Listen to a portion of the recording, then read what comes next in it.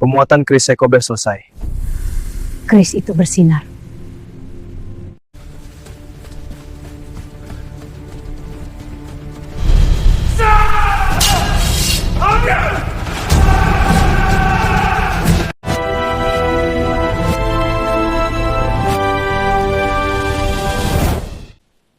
Ki Danusela.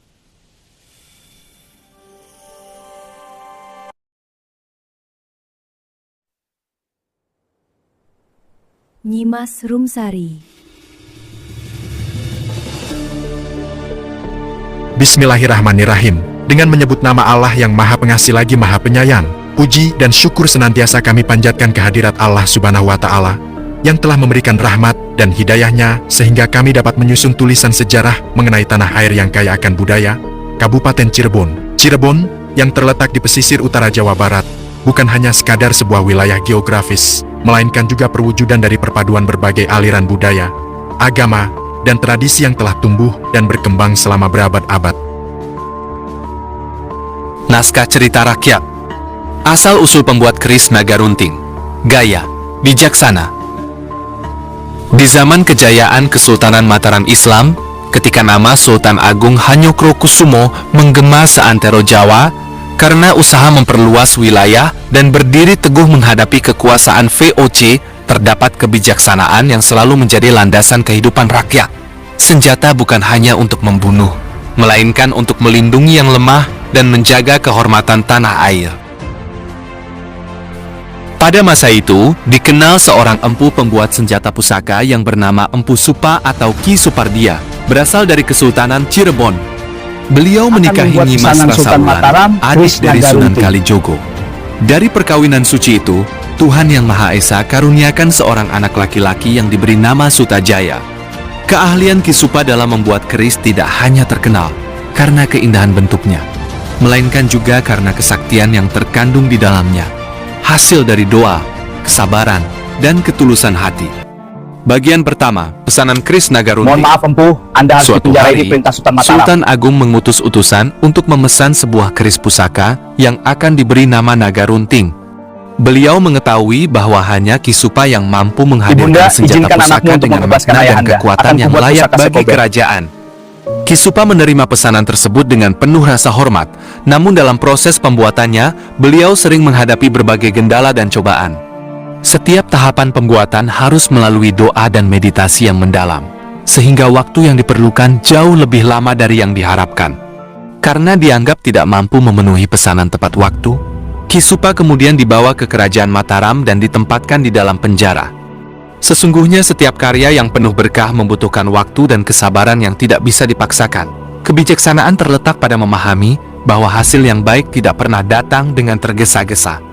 Keluarga Ki Supa bermukim di desa yang kini dikenal sebagai Desa Keraton. Dan kuburannya kini terletak di area situs Nyimas Arumsari, saksi bisu akan perjalanan hidup beliau yang penuh pengorbanan. Bagian kedua, keris Syekh Kober untuk pembebasan. Melihat ayahnya terkurung di penjara, Sutajaya berunding dengan ibunya, Nyimas Rasaulan. Dengan keahlian yang telah diajarkan ayahnya dan doa yang tulus, Sutajaya membuat sebuah keris pusaka bernama Syekh Kober. Bukan untuk berperang, melainkan dengan tujuan mulia untuk membebaskan ayahnya yang tidak berdosa.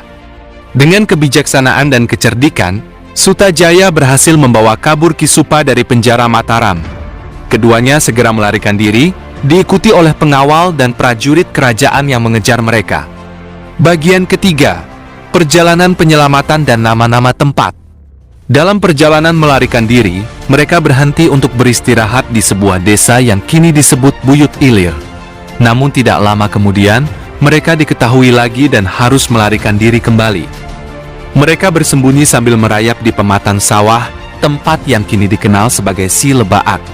Dalam perjalanan melalui sawah, ujung keris naga runting yang dibuat Ki Supa secara tidak sengaja patah di sebuah tempat yang kemudian dinamai Silancip. Meski lelah dan terluka, mereka terus melarikan diri hingga sampai di seberang sungai yang luas dengan banyak pohon asam di pinggirnya yang disebut ASM Jajar. Bingung dan khawatir akan tertangkap, mereka hampir menyerah hingga tiba-tiba datang sekelompok buaya yang menyusun diri membentuk jalan di atas air sungai. Tuhan selalu memberikan jalan bagi mereka yang memiliki niat baik dan hati yang tulus. Kebijaksanaan kita adalah untuk melihat peluang dalam setiap kesulitan.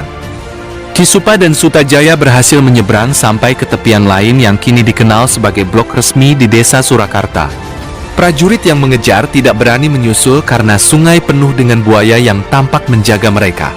Sehingga akhirnya mereka pulang ke kerajaan dan tidak lagi mengejar. Kini, kedua keris pusaka tersebut, keris naga runting buatan Empu Supa dan keris Syekh Kober buatan Sutajaya, disimpan dengan baik di Museum Kasepuhan, menjadi bukti nyata akan keahlian dan kebijaksanaan leluhur kita dalam menghadapi cobaan hidup. Cerita ini mengajarkan kita bahwa kekuatan sejati bukan terletak pada kekerasan, melainkan pada ketulusan hati, pengorbanan untuk keluarga, dan keyakinan bahwa kebaikan akan selalu menemukan jalan keluar. Anda keluarga kita terbebas dari prajurit Mataram. Saudara-saudara sekalian, pada kesempatan ini, cerita yang telah kami sampaikan kepada Anda seluruhnya dibuat berdasarkan cerita rakyat yang telah ada dan menjadi bagian dari khasanah budaya bangsa. Cerita rakyat merupakan warisan leluhur yang memiliki makna dan pesan mendalam bagi kehidupan kita sehari-hari.